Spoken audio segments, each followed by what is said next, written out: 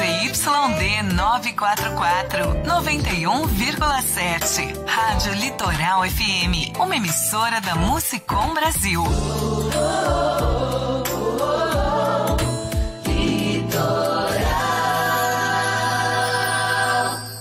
Jornal Litoral. 8h05, estamos de volta com o Jornal Litoral. Hoje a gente vai cuidar de um tema que é muito importante para a nossa região, a crise ambiental em Santos e região. Estão conosco aqui a Andréia Previato Botelho, o Guilherme Prado e também o Jeffer Castelo Branco. Andréia, quer mudar a ordem aqui do que a gente tinha combinado? Quer que o Guilherme comece? Pode ser? Pode. Então vamos lá. Então vamos com o Guilherme. Guilherme Prado, bom dia para você, tudo bem? Bom dia, tudo bem? Prazer estar aqui hoje. Bom dia a todos os ouvintes. Vocês fizeram uma apresentação igual a essa no Sindicato dos Petroleiros, se eu não estou enganado. Os bancários. Os bancários, Sindicato dos Bancários. Então, como foi essa apresentação de vocês lá?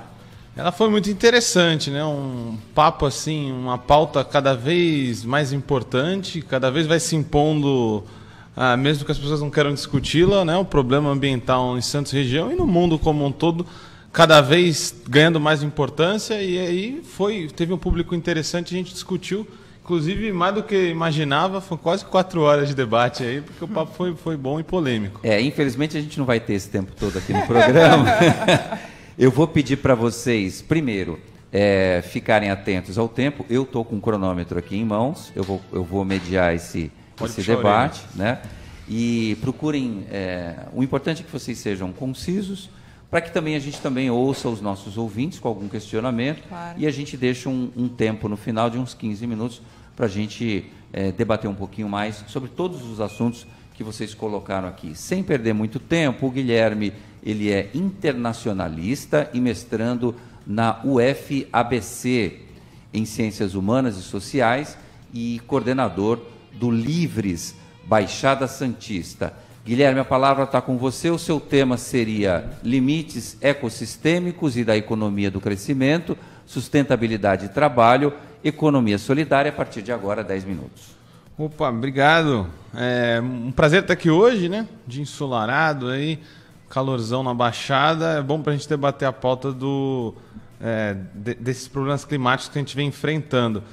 O meu nome é Guilherme, como você disse, eu sou da Rede Livres, uma rede de produção e consumo consciente que a gente vem trabalhando aqui na Baixada, já conectando pequenos produtores orgânicos a consumidores conscientes, então isso meio que já credencia a gente a falar da questão climática. Nesse sentido, o que a gente tem para falar aqui, contribuindo para o debate, a questão da economia hoje, né? A questão da economia hoje, a gente encontra uma grande reversão histórica. Durante toda a história, assim, a maioria das sociedades, ou quase todas, pensaram ou tentaram aumentar a sua produção de produtos, seu excedente, para poder ter mais segurança. Durante toda a história, esse foi o comum, aumentar o excedente para ter mais segurança. Hoje, pela primeira vez, mais produção é menos segurança, né? Isso é um ponto de reversão histórica, uma grande novidade histórica. Isso se dá pela economia atual, que é totalmente insustentável, né? E a gente tem que pensar, o que seria a sustentabilidade hoje, né? As transnacionais, os políticos, os estados discutem muito o que é sustentabilidade, mas esse já é um termo vazio. Sustentabilidade, na verdade, ela requer que qualquer atividade econômica ou atividade econômica como um todo, seja das empresas ou da economia global, não degrade a biodiversidade e não degenere os ecossistemas para além da sua capacidade de regeneração. Então, toda vez que uma atividade econômica degrada ou transforma a natureza, um ecossistema, para além da sua capacidade de adaptação ou de regeneração, a gente tem algo insustentável. Além do que, se a gente atende às necessidades da nossa geração, roubando das gerações futuras capacidade de ser feliz, ou consumindo para além do que a gente deveria consumir, a gente também está sendo insustentável. E é justamente o que a gente vê hoje. Tem um medidor muito interessante que é chamado Ecological Footprint, né? Que é a pegada ecológica. A nossa pegada ecológica já está 70% acima em um ano do que a biosfera poderia nos oferecer. Ou seja, geralmente a gente fala dos problemas sociais, né? Da economia, sem falar da questão ecológica. Mas, na verdade, a economia está submetida à biosfera. A biosfera é o ecossistema dos ecossistemas, então a gente está consumindo 1,7 planeta por ano. E aí o IPCC, que é o painel intergovernamental sobre mudanças climáticas, nos dá aí projeções monstruosas. Se a gente continuar o crescimento econômico como um todo no mundo, haverá graves impactos na questão da temperatura. Se a gente continuar, por exemplo, com um crescimento médio de cerca de 2% ao ano mundial, a gente vai chegar facilmente a 3 graus. Se esse crescimento ir para além dos 2%, a gente pode chegar a 4 graus. Tá, aí a gente pensa assim, mas eu chego segunda-feira, tá chuva, aí quarta tá sol, no domingão tá fresquinho, a gente vê uma oscilação de temperatura durante a semana, as pessoas acham que não quer dizer muita coisa, mas só para a gente entender, tem um livro muito interessante que é 6 graus, do Mark Linas, em que ele fala que 3 graus a mais de temperatura, a Amazônia, por exemplo, viraria um pedaço de carvão. O que quer dizer isso? A gente teria um colapso hídrico, teria secas para todo lado, o ciclo das chuvas ficariam totalmente alterados, a gente teria impactos gigantescos no Brasil inteiro, quem dirá mais para a região. E aí, no contexto da Baixada, a gente já tem problemas de sobra, né, com o aquecimento aqui, o problema das ilhas de calor, de uma das cidades mais gentrificadas do país e onde a especulação imobiliária toma conta, já que o planejamento urbano é pouco democrático, a gente teria um problemaço em Santos, dado as poucas áreas verdes que a gente vê pela cidade. Só para vocês terem uma noção, o Rio de Janeiro tem uma pesquisa que mostra que se não houvesse a Floresta da Tijuca, até 4 graus mais quente seria o Rio de Janeiro. Então não ia crescer um alface por lá, né? A Andrea poderia até falar. Então o pessoal da agricultura, da permacultura, inclusive o nosso cinturão verde estaria seriamente ameaçado, que já é muito complicado hoje plantar por aqui, depois a Andrea vai poder falar mais. E aí o que a gente pode fazer, né, do ponto de vista do trabalho, para melhorar essa relação, porque o trabalho também tem uma relação direta na questão da sustentabilidade. Né? Já para não entrar no debate dos nossos outros palestrantes, o que o trabalho pode oferecer nesse sentido? A gente que trabalha o Livres tem algumas iniciativas nesse sentido, que é essa de conectar produtores orgânicos a consumidores conscientes. A gente tenta fazer esse trabalho de conexão de produtores sempre o mais perto possível da cidade e da região. Quando a gente consome algum alimento que está mais perto do consumidor final, a gente consome menos combustível. Então, ele tem uma pegada ecológica muito menor. O Livres ele já trabalha aqui com produtores da região, por exemplo, com a Alvale, que é do Vale do Ribeira, com a Proate, que é um pouco mais longe, mas é do Tietê. E também produtores urbanos aqui da permacultura, como a Andrea, como a Nayara, do nosso grupo de consumo consciente, que já tem 80 famílias. Quando a gente consome mais perto, a gente está mais seguro, tem mais segurança alimentar e tem uma pegada ambiental menor. Isso, então, é muito importante para a gente poder estar trabalhando, e uma questão muito interessante aqui na Baixada, porque a gente tem, até a Andrea vai tocar nesse assunto, mas temos poucos agricultores na região e principalmente em Santos, né? Então deveríamos estar preocupados em aumentar a nossa questão de produção orgânica e o nosso cinturão verde aqui. Até porque isso impacta inclusive numa cidade mais fresca, como eu já disse. Outro ponto que a gente poderia falar é como a economia solidária, o cooperativismo, o associativismo pode contribuir para um mundo mais sustentável, para cidades mais sustentáveis, né? A questão da cooperativa dos catadores de resíduo é sempre um bom tema para a gente abordar nessas horas. As cooperativas aqui de reciclagem são ainda subutilizadas, apesar de algumas prefeituras falarem que o aumento da reciclagem está acontecendo aqui na região. O que a gente tem que dizer é que o impacto em geração de renda e trabalho ainda é muito pequeno, né? As cooperativas geralmente apontam que o lixo bom, o lixo que tem maior retorno econômico, geralmente fica com grandes empresas, com atravessadores aí do mercado da reciclagem, né? Isso ainda é um grande problema. Então, a atividade com as cooperativas poderia estar sendo muito mais rentável do ponto de vista da economia local. Relocalizar a economia também é uma questão de sustentabilidade, né? Isso é muito importante a gente estar debatendo. Só para a gente ter alguns números, a gente acha que é uma pauta acessória, né? A economia solidária e o cooperativismo, Mas se a gente for ver no mundo, tem um relatório da Cicopa que aponta que cerca de 270 milhões de postos de emprego são gerados dentro do cooperativismo e do associativismo. E aí, dentro dessa própria pesquisa, a Cicopa mostra que 81% das cooperativas têm uma forte preocupação ambiental e geram inovações ambientais no sentido da sustentabilidade. Então, não é pouca coisa a falar, né? São quase 300 milhões de empregos no mundo e isso ainda é pouco difundido enquanto política pública, enquanto fortalecimento da questão de trabalho e renda de forma sustentável. E aí o Livres pode falar ainda com mais propriedade, porque às vezes a gente aborda sustentabilidade só do ponto de vista de meio ambiente. Mas ser sustentável também é impulsionar relações de trabalho que não haja exploração também, né? Só na questão da agricultura, para a gente ter uma noção, tem uma pesquisa do Oxfam que mostra que, por exemplo, em derivados da laranja, do 100% do preço que a gente paga na gôndola, apenas 6% chega ao bolso aí do pequeno produtor.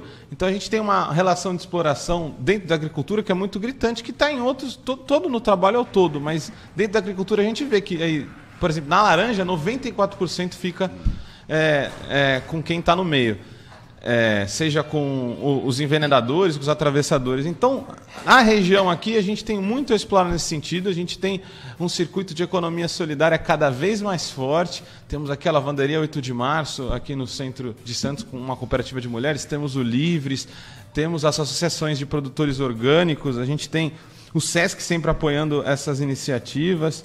Temos as meninas do Ecosol da Unifesp, que produzem comida muito gostosa, guloseimas aí, muito legal, se juntaram dentro da economia solidária e estão criando aí outro tipo de economia mais sustentável que impacta positivamente nesse sentido da degradação ambiental. Então, é esse sentido que eu venho contribuir aqui hoje, que a gente pode debater mais além sobre como que o trabalho também pode contribuir para uma cidade mais sustentável. Muito bom. Essa foi a primeira intervenção do Guilherme Prado. Ele falou de vários assuntos aqui, falou de consumidores orgânicos, de pegada ecológica, de aumento de graus no planeta, dos prédios em Santos que fazem esses bloqueios todos, falou da entidade que ele representa, Livres, da cooperativa de catadores e recicláveis, da consciência ambiental e de milhares de empregos que são gerados e também de apoiadores de economia sustentável. Parece que 10 minutos ele aproveitou muito bem o tempo que ele teve aqui no programa e a gente vai passar a palavra direto para a Andréia Previato Botelho, que é formada em Design Permacultural e Agricultura Urbana. O tema que ela vai tratar é a permacultura e a agricultura urbana e a importância e a urgência de produzir alimentos na cidade e a atual conjuntura da cidade nesse aspecto. Bom dia, Andréia, a palavra está com você, 10 minutos. Bom dia a todas e todos. Primeiro agradeço o convite, é muito importante a gente dar continuidade nesse debate aqui na região. Eu queria iniciar explicando o que é a permacultura, porque de repente alguém... Nunca ouvi falar nesse termo. Então, é comum que isso aconteça. A permacultura, na verdade, é um sistema de design que cria ambientes que sejam mais humanos e sustentáveis, produtivos e em harmonia com a natureza. Então, dentro disso, a gente tem múltiplas disciplinas, né, e várias tecnologias, inclusive algumas delas ancestrais, né, como a bioconstrução, pau a pique. Então, é um conhecimento que junta a ética, a técnica, o conhecimento e a ação. Esse é o que significa a permacultura. E aí, por ter amplo alcance e vários conhecimentos dispostos, eu atuo principalmente na área de manejo de terra, né? Então, a agricultura orgânica, principalmente. Quando a gente fala de permacultura, a gente já fala a partir de um aspecto da agricultura natural e orgânica, né? Sem a utilização de insumos. A agricultura urbana ela é essencial para a gente diminuir, como o Guilherme falou muito bem, a nossa pegada ecológica e ter acesso a alimentos que sejam mais baratos, né? Hoje, a agricultura orgânica aqui, principalmente na região, ela acaba sendo inacessível por uma questão financeira, por uma questão de acesso, e principalmente porque a gente não tem muitos produtores na região. Então, a agricultura urbana ela vem como esse contraponto. Se a gente tem maior demanda de produção, se a gente tem mais produtores, a gente consegue reduzir e aumentar o acesso para a população de forma geral, né? Então, a agricultura urbana, a gente fala que é um olhar resistente para a cidade, né? Que vai na contramão da especulação imobiliária e abre espaço para outros tipos de ocupação. Então, hoje, aqui na cidade, a gente tem algumas restrições a respeito de produção de alimentos. A gente não tem muitas áreas dispostas a esse tipo de manejo. Aqui em Santos, eu não sei se vocês conhecem algum agricultor urbano. Não? Não conhece? Eu conheço um, mas é muito pequenininho, não dá nem para chamar de agricultor. Aqui na região a gente tem dois produtores, né, que são médios produtores, que é o Seu Humberto, captado pelo CSA, fica ali no Sabuó, e a Horta Bons Frutos, no Jardim São Manuel, que é um grupo de mulheres que também está produzindo há 4 anos na resistência, porque poucas pessoas conhecem e elas têm muita dificuldade de escoar essa produção. Então, a gente precisa criar essa rede e dar visibilidade para essas pessoas. Tem muita gente atuando aqui na região com agricultura urbana, né, e que acredita que isso seja possível, mesmo com todas as dificuldades, numa cidade totalmente gentrificada, que não disponibiliza espaço para isso, mas a gente precisa apoiar essas causas, né? Então, a Rede Livres ela vem nesse sentido de fazer parceria com essas pessoas que estão atuando na cidade, fazendo essa frente para a agroecologia, para a permacultura urbana. Então, a gente já tem produtores urbanos que escoam parte da produção dentro da Rede Livres, e isso é importante, porque a gente consegue destinar, a gente costuma falar que o agricultor, quando ele é muito bom agricultor, ele é um péssimo vendedor, porque quem está na terra normalmente não tem tempo para estar comercializando o produto. Então, é muito importante quando a gente consegue encontrar uma rede que seja justa, né, e solidária em relação a esse escoamento, que tenha uma relação de não exploração, porque o agricultor também tem essa dificuldade de atravessadores, né, que acabam lucrando mais do que o próprio agricultor, sendo que a maior parte do trabalho, se não todo o trabalho, é do agricultor que está lá na terra, embaixo de sol, embaixo de chuva. Então, a Rede Livres ela surge nesse sentido de apoio e parceria, né? E a gente fala muito sobre o consumo de orgânicos, da perspectiva de que é bom para a regeneração, apesar que eu sou muito contrária a falar sobre regeneração. Acho que a gente já passou do ponto da regeneração. Acho que a gente tem que começar a fazer porque é urgente. A gente já está numa escala de que, se a gente não fizer nada, vai ser irreversível, e por uma questão de sobrevivência, né? Não só porque a gente precisa de um lugar mais verde. Então, os agrotóxicos eles não entram nessa discussão de orgânicos como algo que a gente apoia a utilização num governo que já disponibilizou mais de 300, né, Guilherme? Já está mais de 300, já passou da barreira dos 300. Mais de 300, trouxe 2 deles aqui para falar para vocês. Tem o 2,4-D, que é um agente laranja, foi usado na Guerra do Vietnã pelos Estados Unidos, e o fipronil, que foi banido na Europa desde 2013, é letal para abelhas, provoca danos de aprendizagem e memorização, e esses agrotóxicos são utilizados livremente aqui no Brasil. Para vocês terem uma ideia, os alimentos convencionais que são cultivados com insumos, né, que falam que são os insumos, quando na verdade são os venenos. O que a gente consome convencionalmente, por exemplo, o pimentão, 91,8% dele é puro veneno, o morango 63,4%, o pepino 57,4% e o alface 54,2%. Então, anualmente, a gente está consumindo 7 litros? 7 litros, segundo a Brasco, e notícia quentinha. Se não aprovaram nenhum hoje, 325 agrotóxicos só esse ano, um número muito maior do que o ano passado. Então, a gente está muito bem. É urgente a discussão a respeito da agricultura orgânica. A gente precisa entender que não é só por uma questão de preservação ambiental, mas principalmente por preservação da espécie, né, a espécie humana. E aqui em Santos, a gente tem muita área verde, né? Fizeram um levantamento recente, uma bióloga chamada Sandra Pivelli visitou 101 praças, um total de 130 aqui em Santos. Ela catalogou 3.113 árvores nas praças de Santos, sendo que 118 delas são 118 espécies, das quais 63% são exóticas, 37% nativas, 25% oriundas de Mata Atlântica e nenhuma delas comestível. Aqui em Santos, a gente tem uma séria limitação a respeito da produção de alimentos em área urbana. A gente precisa fazer um pedido para a Prefeitura de Santos, que eles fazem análise a respeito das espécies que podem ser plantadas em áreas públicas, e normalmente essa análise leva a um grande não. Então, aqui em Santos também tem um projeto de Adote uma Praça, né, que é um projeto muito maravilhoso, mas também ele limita ao plantio árvores que sejam autorizadas pela Prefeitura. Não é possível que a gente faça hortas em ambiente urbano.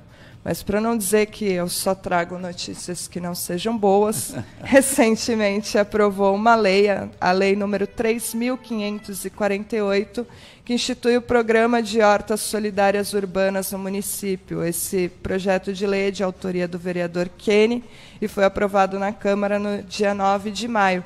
Porém, a gente não consegue ter acesso a quais são os passos e os trâmites legais para a gente ser preponente dessas áreas urbanas públicas e particulares para a instalação de horta comunitária. Fica aqui até o apelo. Já fizemos três reclamações na ouvidoria e no portal de transparência da cidade para ter acesso a essas áreas e de que forma que a gente pode ter acesso a essas áreas para que a gente comece a disponibilizar um alimento de maior qualidade na região e, principalmente, dar acesso a comida sem veneno para todos, né? Porque comer bem não deveria ser um privilégio, sim um direito. Então, é essa a nossa discussão aqui na cidade. Muito bom. E você fez o questionamento na ouvidoria, no serviço de reclamação da Prefeitura, e não obteve resposta? Eu obtive resposta, mas não satisfatória. Eu obtive resposta, mas não a respeito de quais são os procedimentos que devem ser tomados para que eu me torne uma preponente em uma área pública dessas. Né? Quais são os processos, onde eu devo entregar a documentação, porque o projeto de lei ele prevê um manejo de área, tem que entregar um plano de manejo de área de pelo menos 1 ano. Esse plano de manejo ele precisa ter um engenheiro agrônomo da prefeitura precisa dar vista, né, nesse plano de manejo, mas se eu não sei quem é o engenheiro agrônomo e nem onde eu entrego o plano de manejo, fica meio complicado de dar andamento nisso, não é? Essa foi a Andréia Botelho, ela falou muita coisa, aproveitou também muito bem. Parabéns para vocês, estão com poder de síntese nas mãos, estão apresentando muito bem aí seus temas. Eu sei da dificuldade que é quem fez um debate de 4 horas falar em apenas 10 minutos, mas ela conseguiu explicar para a gente o que significa a permacultura, falou dos alimentos mais baratos, da agricultura orgânica, de uma necessidade de a gente ter uma produção maior para baratear esses produtos, da falta de áreas para agricultores urbanos, né? Comentou ainda, fez até uma brincadeira que o bom agricultor é um péssimo vendedor,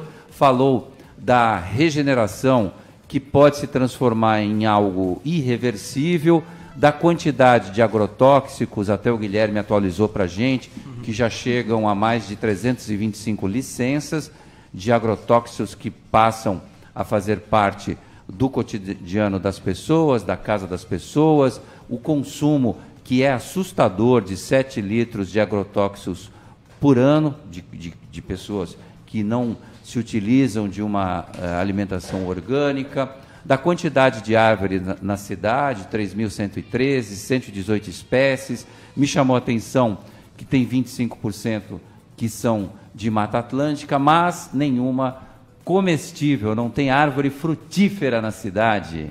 Tem algumas que foram plantadas pelos munícipes, né? A gente, graças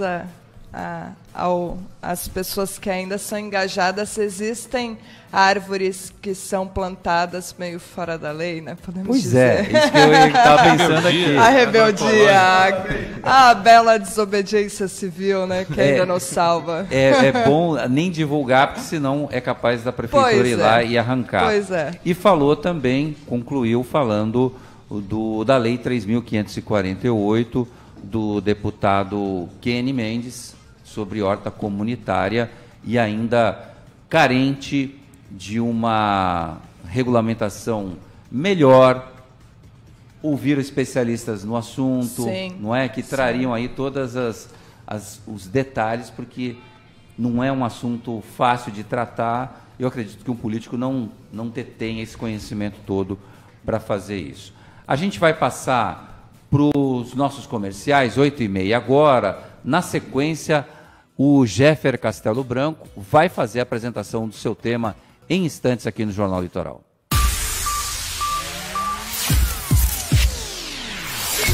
Jornal Litoral. Volta já. Patrocínio St. Mary's School, o melhor das melhores escolas do mundo. Agora em Santos. Litoral.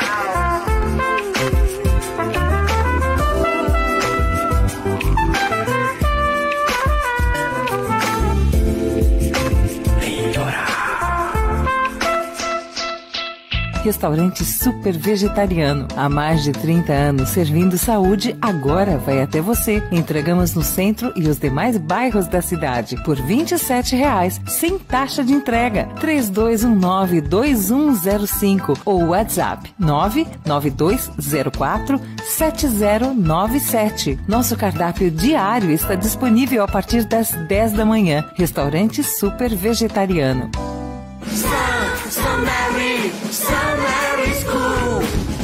Uma escola diferente, internacional. Ensino bilíngue pro seu filho desde o maternal. Sistema Mackenzie, não tem nada igual. Inglês de Cambridge e Google no digital. Let's go! Sunday School. Do maternal ao ensino superior. Matrículas abertas. Euclides da Cunha 241 em Santos. Chevrolet Absoluta, certeza do melhor negócio também em peças e acessórios. Disco de freio AC-Delco a partir de R$ 82,00 a unidade. Filtro de óleo AC-Delco a partir de R$ 10,00 a unidade. Kit vidros elétricos traseiros para Onix e Prisma em 6 parcelas de R$ 225,00 sem juros no cartão de crédito. Consulte condições na concessionária. Chevrolet Absoluta, certeza do melhor negócio em Santos, Guarujá e Praia Grande. No trânsito de sentido à vida.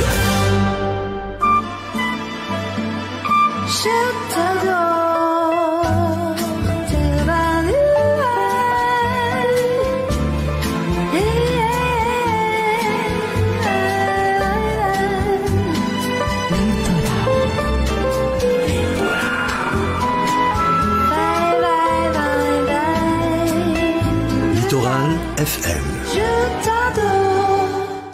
Jornal Litoral.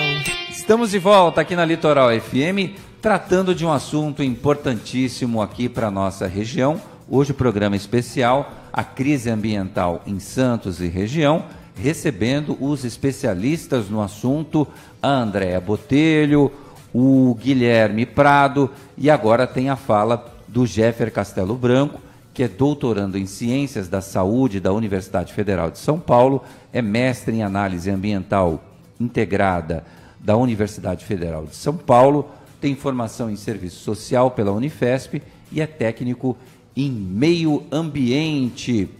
Jeffer, você vai falar, 10 minutos, vê que seus amigos Foi delatado. Viu? foram muito bem, hein? O Guilherme mandou super bem, a Andréa falou de tudo em 10 minutos.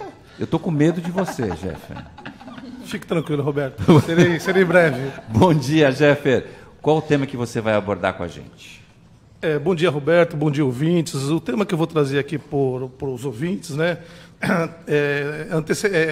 precedendo os meus colegas, né, que traz um assunto muito interessante, que é a agroecologia, né, uma agricultura mais sustentável, fala um pouco sobre a questão da intoxicação e poluição química, né, a que todos nós estamos sujeitos na contemporaneidade, né.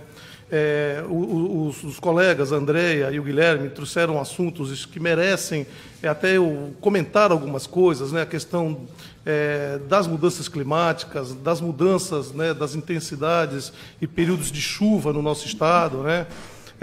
Tivemos uma grande estiagem em 2014, 2013, né? Onde acendeu todas as luzes vermelhas do estado, governador preocupado, inclusive o que resultou disso foi a tentativa de transposição do rio Itapanhaú aqui, né?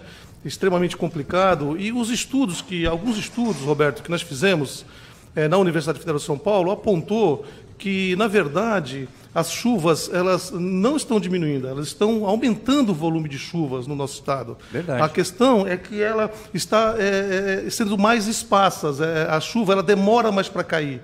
Então ela cai menos e quando cai muito volume de água.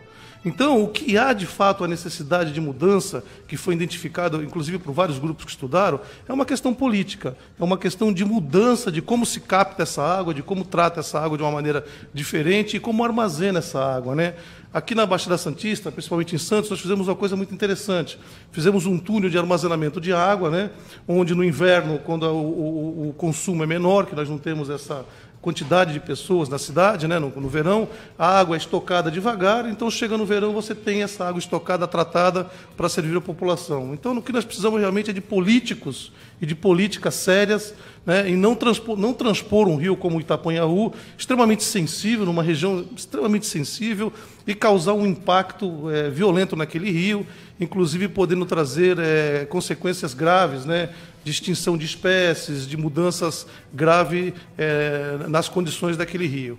Então, é preciso pensar seriamente sobre essa questão das mudanças climáticas, né, o período de chuva e intensidade na nossa região e, de fato, a gente ter aqui políticas mais sérias e mais voltadas para a população de uma maneira mais efetiva e mais séria, né?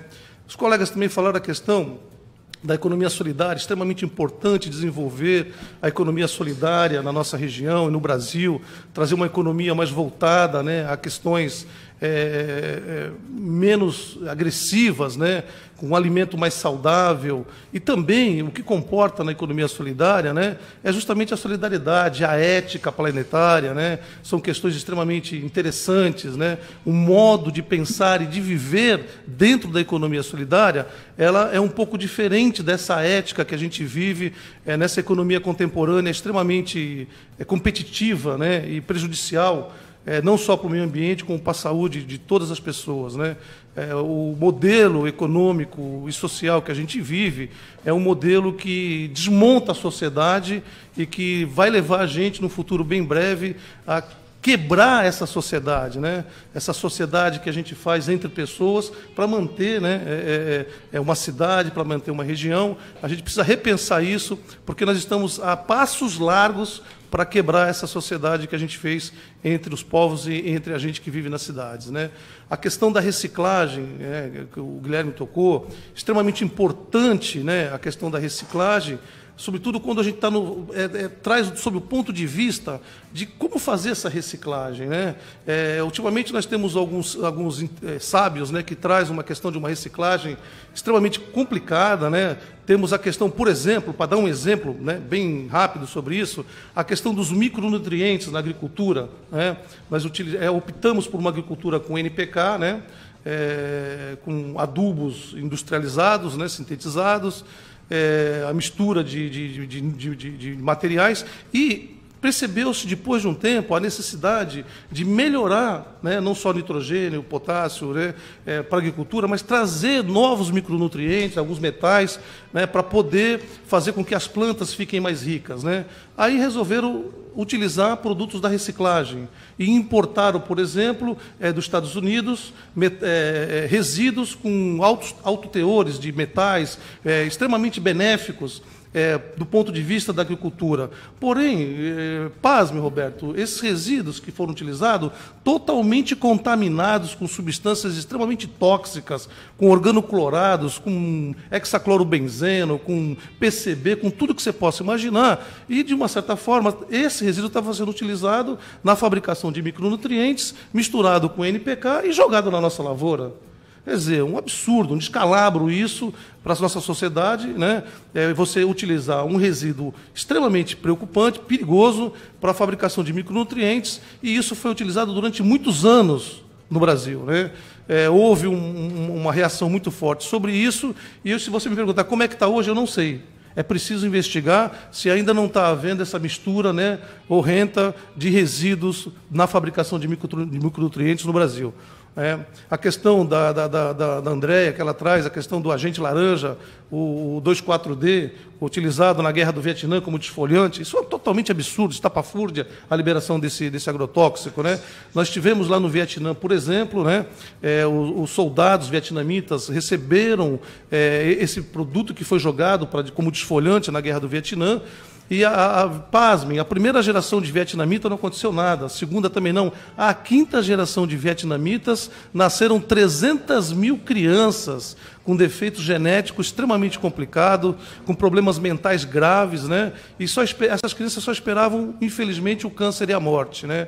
Foi uma questão muito complicada, mostra a agressividade, né, e a letalidade desse agente liberado para a agricultura, e que nós temos que repensar seriamente o que a gente precisa fazer com essas questões de substâncias químicas, né? E aí, nesse bojo, gente, eu trago que a gente recebe um impacto violento de produtos químicos altamente perigosos na nossa agricultura, né? Vindo nos nossos alimentos, envenenando a população aos poucos, as pessoas vão adoecendo, as pessoas vão passando anos indo no médico e não descobre o que tem, interferências hormonais extremamente preocupantes, principalmente mulher e criança sofrem muito com essa questão, mas não é só a questão do alimento, mas o alimento talvez seja a causa principal, porque ninguém deixa de se alimentar. Mas a gente pode deixar de ter outros hábitos que podem ser benéficos, né? A gente tem que observar bem, por exemplo, produtos, né, de limpeza, produtos cosméticos, inclusive femininos, brinquedos que os nossos filhos são expostos, né, com alto teor de substâncias químicas que acabam, de uma certa forma, expondo a população por meio desses produtos, né? Por exemplo, cosméticos femininos com alto teor de mercúrio, ou mesmo lâmpadas fluorescentes que a gente utiliza. Se uma lâmpada dessa quebra na nossa casa, torna um ambiente, né, inviável de ficar por várias horas, quiçá por dias a fio, se não houver uma limpeza eficiente. Brinquedos importados de países que não respeitam, né, de certa forma, a fabricação, com alto teor de metal pesados, que as crianças colocam na boca, na pele, expondo a criança a quantidade de substâncias químicas perigosas. Por exemplo, o próprio sabão que a gente utiliza em casa, né? Aquele sabão, aquele detergente de pia, né? Com produtos químicos que são interferentes do sistema hormonal, e as mulheres mexem, os homens também, as crianças mexem naquilo com maior tranquilidade, como se aquilo não pudesse fazer mal à saúde, né? E pode fazer mal, e pode acarretar problemas à saúde. Então a gente precisa realmente, de fato, ter um consumo mais consciente, como os colegas trouxeram anteriormente, né? É preciso que a gente verifique o que a gente compra, as embalagens, verificar os produtos que estão escritos ali relacionados, evitar comprar transgênico, evitar comprar produtos que agridam a nossa natureza, porque a natureza está sendo agredida e a nossa natureza humana também está sendo agredida quando a indústria, de forma irresponsável, coloca produtos no nosso lar e na nossa casa como se fosse uma bênção de Deus, e, na verdade, são produtos que muitas vezes estão intoxicando e causando problemas gravíssimos à saúde pública e coletiva. E, nesse bojo, né, a questão dos impactos ambientais na Baixada Santista, sem precedentes, a tentativa de instalação de uma termoelétrica, transposição do rio Itapanhaú, a cava subaquática, aqui um lixão tóxico enterrado no nosso estuário, que anos a fio ficará infiltrando substâncias químicas e contaminando a nossa fauna e a nossa flora, toneladas e toneladas de resíduos organoclorados espalhados e ainda sem solução efetiva na nossa região, que precisa, de fato, de uma solução. Precisamos de uma indústria socialmente integrada às reais necessidades humanas. O que a gente precisa, de fato, é mudar um pouco a nossa sociedade e ir para um consumo mais consciente, uma sociedade mais justa e solidária. Esse foi o Jeffer Castelo Branco, conseguiu trazer de maneira bem resumida toda na sua fala. Ele abriu falando das chuvas, da captação e do armazenamento de água, de como que se faz isso, ou se não faz, né? De políticos e políticas sérias para tratar do meio ambiente, falou do rio Itapanhaú, do período de chuvas que às vezes são intensas, às vezes são localizadas, às vezes chove muito, chove pouco, da economia solidária, de alimentos mais saudáveis e também não só desse alimento saudável, mas também de atitudes solidárias para fazer frente a um modelo econômico-social tradicional, de fazer a sociedade repensar esse modelo, da forma como se faz a reciclagem, dos micronutrientes na agricultura, que está levando metais pesados e contaminados na terra brasileira. Do agente laranja, que é um agrotóxico utilizado no Vietnã e que causa todos os impactos dos produtos químicos. Falou ainda de produtos que estão nas nossas casas, brinquedos importados, dos cosméticos, das lâmpadas, até do sabão, do detergente de pia. E eu fiquei preocupado porque eu moro sozinho e eu lavo a minha louça. Então eu falei, nossa, minha mão vai cair qualquer hora. Do consumo consciente de transgênico, da instalação de termoelétricas, da cava subaquática e de uma indústria socialmente integrada, foi a fala do Jeffer. E eu vou passar direto para Ingrid Maria Furlan Oberg. Bom dia, Ingrid. Bom dia a todos, muito obrigada pelo convite. Então, juntando um pouco que... Deixa eu só apresentar rapidamente você. A Ingrid é bióloga e mestre em planejamento ambiental e vai falar agora das questões ambientais da região da Baixada Santista, com foco na gestão territorial e no modelo de desenvolvimento. O Jeffer falou de todos os temas e ainda já começou a fazer uma análise das falas do Guilherme e da Andréia. Ingrid, a palavra está com você. Obrigada. Então, pensando em todas essas questões que foram tratadas aqui, vamos pensar o que seria a causa, né? Por que nós temos tantos problemas ambientais? E isso vem da forma como a gente olha o território, como se faz a gestão do território, né? Porque o que é uma gestão de território saudável? É aquela em que o planejamento, a organização do território é feita visando o bem-estar da sociedade, de toda a sociedade, não só de parcelas da sociedade, né? Muitas vezes se faz essa contraposição entre economia e ecologia, sendo que as duas têm a mesma base, não é? O que é economia? Economia é como fazer gestão de recursos para o bem-estar da sociedade. E o que é o ambientalismo? O que é ecologia? É como você lidar com os recursos naturais de uma maneira sustentável para uma sociedade democrática e que traga bem-estar e qualidade de vida para todos, não é? Então, nós temos uma gestão ecossistêmica, é o ideal. É quando a gente lida com os recursos que nós temos, pensando em trazer recursos e bem-estar para todos, sem degradar para as futuras gerações. E pensando nos problemas ambientais da nossa região, vamos começar pensando num que é o que sempre chama mais atenção, que é a própria contaminação, né? Nós vivemos numa das regiões mais contaminadas do Brasil. E por que essa grande contaminação?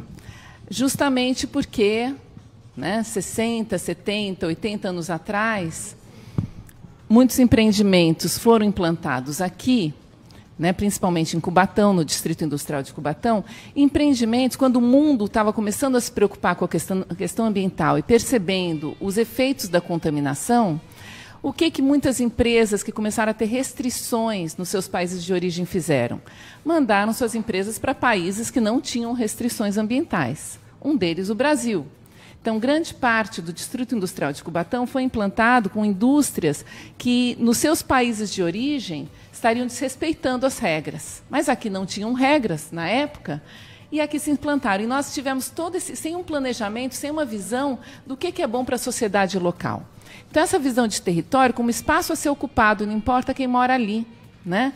A gente não pode contaminar o nosso povo, vamos levar a contaminação para esse povo. Não é parente mesmo, não é a nossa sociedade. Está longe. Está longe. E isso a gente continua fazendo. Vamos pensar na nossa sociedade, quando nós colocamos os lixões, os aterros sanitários, próximo de quem? Próximo das pessoas que vivem nas periferias, próximo dos mais pobres. Não é? Isso que a gente chama de injustiça ambiental. A gente jogar para longe o que nós não queremos ver. Né? Nós jogamos o lixo para longe dos nossos olhos, e em vez de nós lidarmos com ele de uma maneira saudável. Então, nós temos todo esse problema de contaminação que começou com essa industrialização feita de uma maneira sem planejamento. Por isso, a grande importância hoje em dia do instrumento de licenciamento ambiental, que é um dos poucos instrumentos que nós temos, em que nós temos que planejar os impactos futuros, saber o que vai acontecer e tentar prevenir. Né? Nessa época da implantação do Distrito Industrial de Cubatão, não existia licenciamento ambiental, não existiam regras ambientais, e hoje a gente lida com esse passivo. É a água do estuário contaminada, é o sedimento do canal do Porto contaminado, e isso gera o quê? Custos públicos. Né? É o dinheiro público que é usado para fazer uma dragagem, para descontaminar, sendo que os lucros foram privados. Né? Quem gerou esse resíduo foram interesses privados. E a gente continua lidando com isso, não é? Com a privatização dos lucros e a socialização dos prejuízos. Todos os problemas de saúde pública, daqueles que foram contaminados, né? O pescado da região, que gera tanto emprego, é uma área meio desconhecida pela sociedade, o quanto de pescadores que existem na Baixada Santista. Quantas famílias vivem da pesca. E nós temos um pescado muitas vezes contaminado, por detritos, por resíduos, seja do porto, seja das indústrias, que ficam na água, que entram na cadeia trófica e acaba chegando no nosso prato, na nossa mesa. Né? Então, tudo isso é um problema grande que foi gerado por conta de alguns interesses privados que não cuidaram de fazer uma gestão adequada do seu negócio. Então, além dessa questão da contaminação, que envolve a água, o solo, as praias, nós temos, afetando tanto a pesca quanto o turismo, etc., a própria vida, a saúde pública da população, nós temos toda essa questão da degradação do ecossistema, da degradação dos manguezais, por exemplo. Muitas vezes, quando se pensa em ocupação irregular de manguezal, vem à mente o quê? As palafitas, as residências que muitas vezes são pessoas que não têm onde viver. Como o manguezal é uma terra da União, não tem um proprietário, ali é um local onde se instalam. Mas grande parte das ocupações de manguezal são decorrentes de empreendimentos. Marinas, condomínios, indústrias, terminais, né? Destruíram grande parte dos manguezais da região, e os manguezais, eles são uma área de preservação permanente por lei. E por quê? Não é por acaso. Eles têm um papel fundamental, eles fazem o que nós chamamos de serviços ambientais. Né? A vida fica melhor com o manguezal preservado. Além de ele ajudar na purificação das águas, né? Porque ele fica onde a água doce encontra com a água salgada, então ele é uma fonte de nutrientes, né? Muitos pescados vêm se reproduzir nas raízes dos manguezais, né? Então, onde tem manguezal, tem mais recurso pesqueiro. Ele tem um papel fundamental hoje em dia como uma zona tampão para os efeitos das mudanças climáticas. Então, onde não tem manguezal, os efeitos podem ser mais devastadores. Ele evita também o assoreamento dos canais. Onde tem mais manguezal, você não precisa de tanta dragagem. Então, é importante nós entendermos como nós temos que... Aqui, se nós olharmos aqui dessa vista maravilhosa aqui da rádio, se vê que nós temos um ecossistema belíssimo. Então, era um local super propício para nós termos uma sociedade saudável, né, sustentável, com o uso dos recursos naturais. Mas a gestão do território não se deu dessa forma historicamente. Então, hoje nós temos que lidar com esses problemas, com esses passivos, como a gente resolver erros do passado. Mas nós podemos reverter isso para, pelo menos, não piorarmos a situação. Vamos pensar no uso do território hoje. Nós vimos aí um boom imobiliário alguns anos atrás, em que todo o terreno vazio de Santos foi ocupado. Tudo que era um jardim, um viveiro de mudas, um terreno livre, foi tudo ocupado. Havia essa necessidade de habitacional na cidade? Nós temos uma carência habitacional, mas não para esse tipo de empreendimento. A carência habitacional é para a população de baixa renda. Nós temos uma infinidade de imóveis vagos em Santos hoje. E isso foi pensando no bem-estar da população? Não, porque nós precisamos de áreas livres, nós precisamos de refrigeração. É uma cidade é uma cidade concretada, e nós sabemos das ilhas de calor que quando você tem pouca área verde, pouca área permeável, você aumenta a temperatura. Então, tem regiões da cidade que são muito mais quentes que outra. Então, nós temos que pensar no planejamento territorial no sentido de garantir a brisa para todos, garantir o sol, garantir a iluminação, o frescor para todo mundo. E, para isso, é importante nós termos uma grande arborização. Já foi falado sobre isso. E nós temos árvores, muitas árvores em Santos também, porque nós temos os morros. Mas nós precisamos de mais árvores dentro da cidade para nós termos uma refrigeração maior. Nós somos uma cidade muito quente no verão. Então, tudo isso envolve o planejamento pensando no bem-estar da sociedade e não no interesse de um empresário que deseja construir mais, né? E sem pensar no que é bom para a cidade em si. E para nós conseguirmos essa... Vamos pensar também na gestão dos resíduos, que é um problema. Quando a gente fala em gestão de resíduo, a gente pensa no resíduo, no lixo da cidade, né? Se a gente pensar, o lixo da cidade é só 3% do resíduo gerado no Brasil. Grande parte do resíduo é industrial, é agrícola. Aqui nós temos um problema de resíduo industrial que ninguém sabe o que é feito. Alguém sabe o que é feito com todo o resíduo industrial gerado pelas nossas indústrias? Nós não temos o mínimo conhecimento. Mas a parte que nos toca, que é o resíduo urbano, vem tendo progressos nessa gestão de resíduo urbano, mas tem muito a ser feito ainda.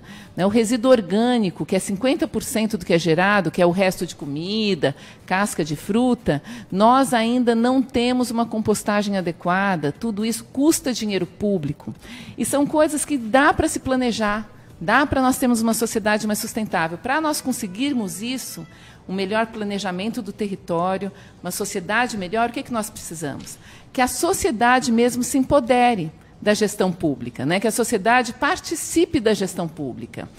A participação popular, a informação, o conhecimento é fundamental para a gente saber o que está sendo feito na nossa região, para a gente poder opinar, participar, sugerir e buscar uma sociedade que seja realmente para o bem-estar de todos, não só para alguns, né? Então, era isso que eu tinha que trazer de mensagem e estamos aí à disposição para qualquer questão. Muito obrigada. Muito obrigado, Ingrid Maria Furlan Oberg. Que descendência é esse nome aqui? Você tem cara meu pai é sueco. Ah, você tem cara de sueca mesmo. A nossa bióloga terminou, fez a sua explanação, falou do bem-estar da sociedade, sem degradar para as futuras gerações, da gestão ecossistêmica, que as indústrias no passado não tinham restrições ambientais, comentou também sobre lixões e aterros sanitários, que ficam geralmente perto dos mais pobres, dos instrumentos de licenciamento ambiental, dos impactos futuros que podem causar, a contaminação da água do estuário, dos lucros privados e da socialização dos prejuízos, do pescado da região. A gente hoje não sabe quantos pescadores tem na região, falou do pescado contaminado, da afetação das praias e manguezais, deu uma explanação bem interessante sobre o benefício para a natureza dessas áreas de preservação permanente, que são os manguezais, que ajuda na purificação das águas, os pescados se reproduzem, evita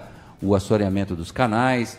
Comentou sobre as casas de palafitas, que é uma questão da sociedade que a gente ainda não conseguiu resolver, da gestão do território, do boom imobiliário na cidade, que quando teve a notícia do pré-sal, Santos virou uma Dubai, só que encareceu os apartamentos de todos os tamanhos, desde os pequenininhos até esses de 1 por andar, e está tudo aí, ó, tudo vazio.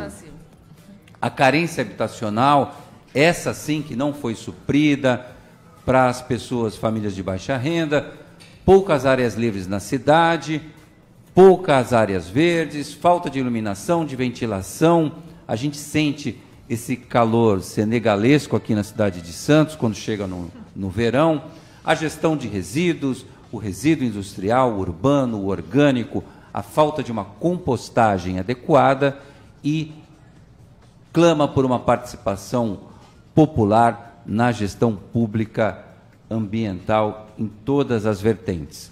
A gente tem perguntas e comentários. Vamos começar pelos comentários dos nossos ouvintes e a gente vai para as perguntas para a gente fechar o nosso debate, desde já agradecendo aos integrantes dessa mesa rica de debatedores sobre o meio ambiente. Começamos com o Nelson, ele falou: bom dia Roberto César e toda a equipe. Empresas como a Terra Cicle reverte a coleta de esponjas de lavar louça e restos de lápis de escrever em verba. É só você entrar no site, se cadastrar e enviar o material.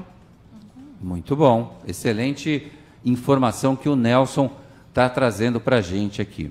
A Carolina falou: em São Paulo, há parcerias de horta comunitária junto à Atenção Básica de Saúde e também junto à Assistência Social. E na Baixada deveria seguir o mesmo formato, até porque na região temos pelo menos 3.000 famílias abaixo da linha da pobreza em uma situação de fome, mesmo que muitos neguem tal realidade. Horta comunitária representa vida e também preservação.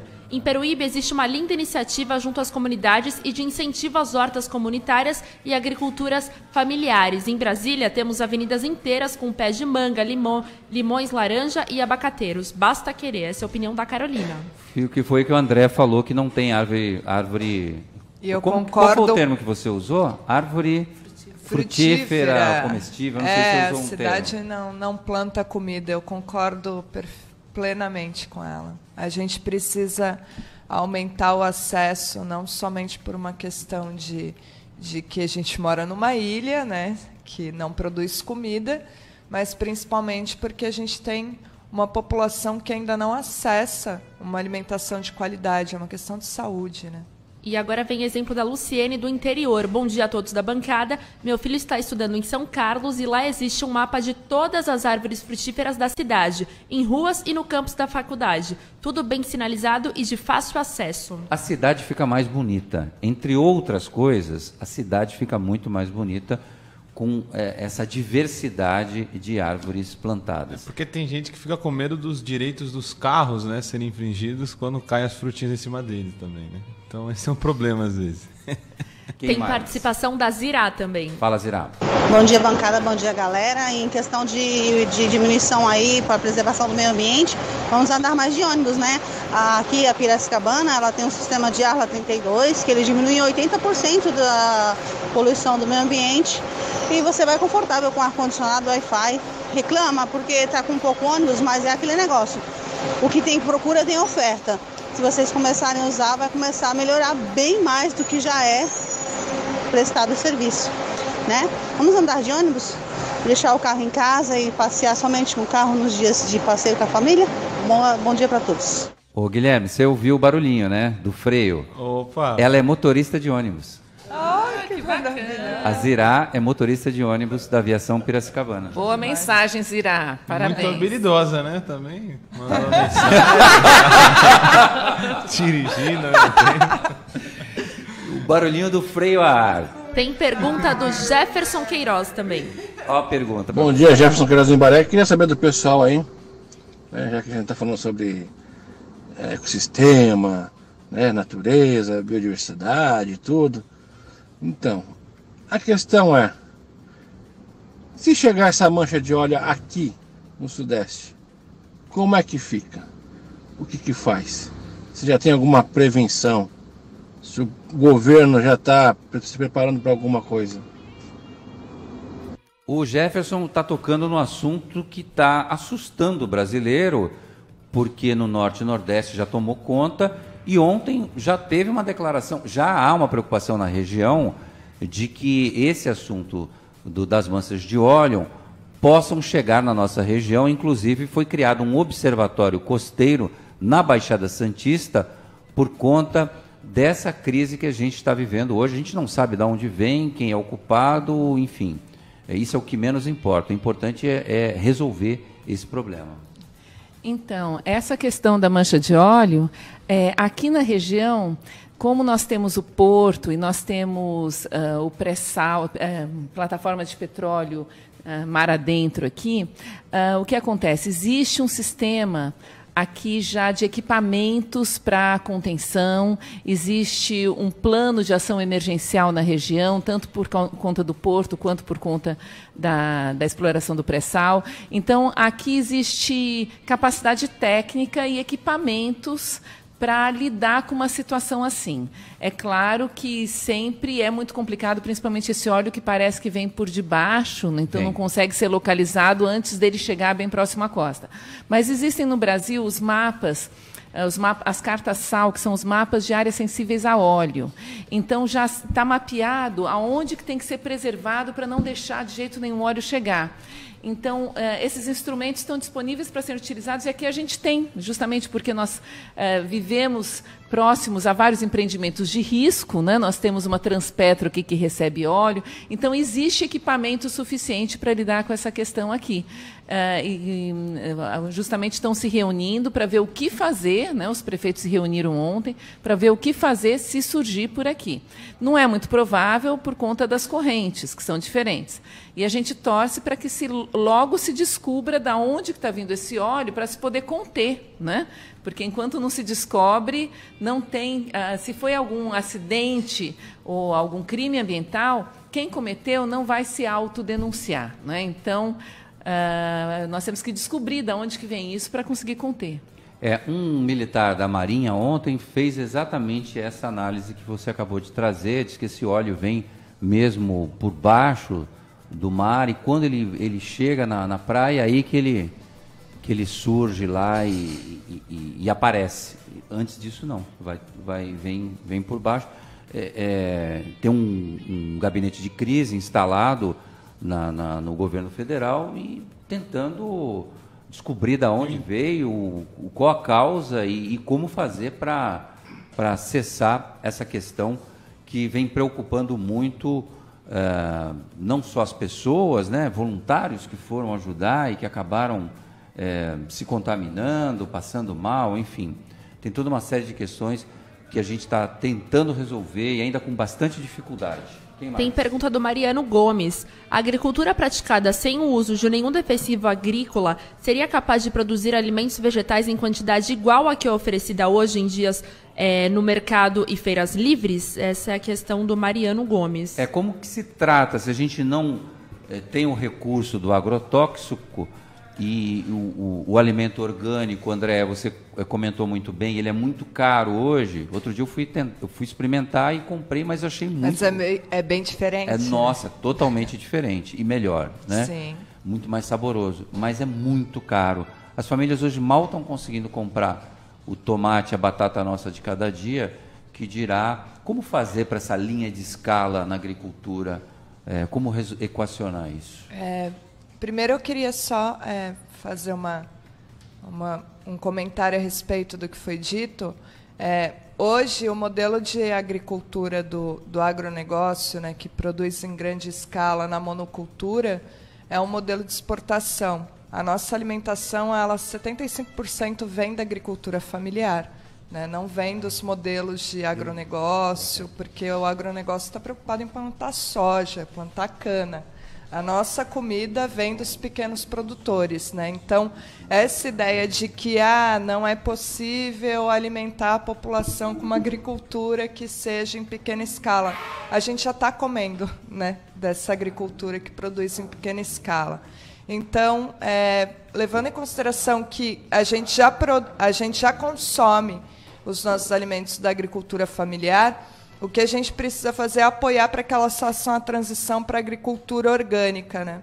Existem diversas formas para a gente certificar um agricultor, mas a maior questão é que algumas dessas certificações são muito caras, né? Muito burocrático o processo. E um agricultor que escoa a sua produção a um custo muito baixo, porque a maior parte do seu recurso fica na mão do atravessador, um agricultor pequeno não consegue custear um processo de certificação, né? Então, a gente precisa procurar alternativas para que essas certificações aconteçam em formato de associação, né? Como é o pessoal lá do Vale também, que já faz uso desse tipo de certificação.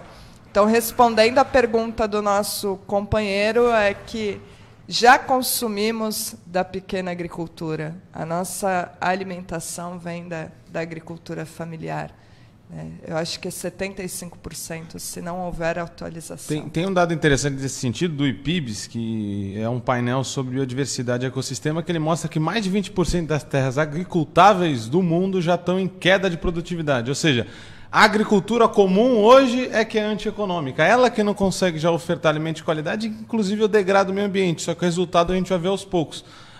Tirando muitos nutrientes da terra e jogando muito químico, é que a gente está criando de fato um cenário para não conseguir se alimentar. Tanto que já tem estudo da ONU mostrando que os alimentos em muito pouco tempo vão ficar seriamente inflacionados. A gente vai ter dificuldade, inclusive, de encontrar comida, né? Sim, e a agroecologia ela surge nesse... Surge não, né? Porque já tem muita gente fazendo, mas ela vem nesse viés de produzir alimento em larga escala. São as florestas de alimento, a agricultura sintrópica, isso já está sendo feito. Então, é muito possível, sim. Ingrid. Então, e tem uma questão, quando a gente fala que é mais caro, pensa uma coisa, a pessoa acha caro pagar, de repente, R$6 um maço de cenoura, mas não acha caro pagar R$6 num pacote de salgadinho. Então, verdade. Comparativamente, comparativamente, assim, quando você vai no supermercado, você compra um monte de coisa que você paga caro, mas comprar o orgânico, às vezes... Magoei agora. E no livro isso não é R$6. Não, é muito interessante o que a Ingrid traz aqui agora, né? Que é fato, isso é verdade, né? A questão também que os colegas colocaram, né? Existe sim uma possibilidade de você fazer uma agricultura diferente, inclusive em grande escala, sem agrotóxicos, né? O problema é que durante muitas décadas, né, a agricultura brasileira, forjada para o uso de agrotóxico, o financiamento vem agregado à obrigação de comprar agrotóxico. Então é preciso mudar esse pensamento e esse modelo, né? Nós temos, por exemplo, o Julius Hansen, se não me engano, que tem um livro que chama Pães de Pedra, e ele coloca nesse livro como é possível fazer uma agricultura sem esses venenos, né? Que são venenos, são biocidas, se matam, matam a gente também, adoece a gente, e muitas vezes a gente adoece sem saber e culpa a Deus por estar adoecido, né? Sem saber que é através desses venenos que vêm nos alimentos e nos produtos de um modo geral que acaba adoecendo a população, né? Queria fazer um comentário a respeito do óleo também, né? Que está vindo, que pode ser que atinja a nossa região ou não, né?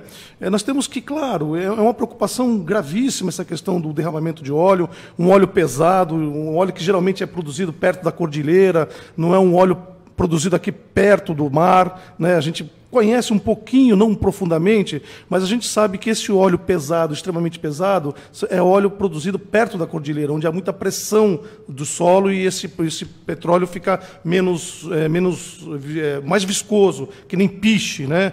Um petróleo muito preocupante, inclusive esse petróleo, às vezes ele tem que ser diluído com outro mais leve para poder transportar para outros locais, né? É preciso descobrir isso rapidamente, acredito que a falta de agilidade para dar uma resposta a isso é fruto do desmonte ambiental que esse governo vem promovendo no país, né? Desmontou o CONAMA, desmontou o IBAMA, recursos escassos, né? Um ministro de meio ambiente desconectado da realidade do país. Então, difusor de fake news, inclusive. Difusor de fake news, exatamente. Então é um governo extremamente complicado que desmonta o sistema ambiental e agora fica sem saber o que fazer numa tragédia como essa que assola o Nordeste, né? E também temos nossos problemas aqui. O inferno é aqui também. Já tentaram instalar monoboias aqui que ia descarregar petróleo no alto mar e entrar pelo Guarujá. Então, quer dizer, se um cano desse estoura, vai petróleo para tudo quanto é lado. desculpe, temos aí um projeto para a instalação de um navio de gás aqui, que não deixa de ser fruto de extração de petróleo, no meio da cidade de Santos, com um potencial de 55 bombas de Hiroshima, e ninguém faz nada. Nós estamos com os nossos políticos sentados e aprovando coisas estapafúrdias, enquanto o mundo está pegando fogo. É preciso que a gente, de fato, comece a pensar como a gente vota nesses políticos, como a gente elege esses políticos para a nossa Câmara, como a gente elege prefeitos, porque é na mão da sociedade que está a possibilidade da mudança de tudo isso. Sem falar na cava subaquática, né, que é um outro problemão que a gente está convivendo diariamente. Jeffer Castelo Branco, Ingrid Maria Furlan Oberg, Andréa Previato Botelho e Guilherme Prado fizeram o debate dentro do Jornal Litoral, a crise ambiental em Santos e região. Muito obrigado aí pela presença de todos vocês. Obrigada, e na realidade isso é só um comecinho, tem tanta coisa para falar, não é mesmo? Nós nem falamos de mudanças climáticas, nem falamos de tantas outras coisas, saneamento, então é um assunto que tem muito que se falar e muito que fazer, né? É importante a sociedade estar sempre atenta, se informando, se empoderando para a gente conseguir melhorar um pouco a nossa sustentabilidade aqui na região. Certamente não faltará outras oportunidades para a gente trazer vocês de volta ao programa, ou em grupo, ou individualmente, para a gente tratar de assuntos tão importantes para a sociedade brasileira, para os adultos, para os jovens, para a geração futura. Muito obrigado, gente. Obrigada. Ponto final em mais uma edição do Jornal Litoral, que está de volta amanhã, a partir das 7 da manhã. Agradecendo muito ao Geraldo Júnior na Central Técnica e Elaine Brazão na assistência de produção de jornalismo. Logo mais às 6 eu estou de volta com o Jornal CDL no ar. Até lá. O Jornal Litoral volta amanhã às 7.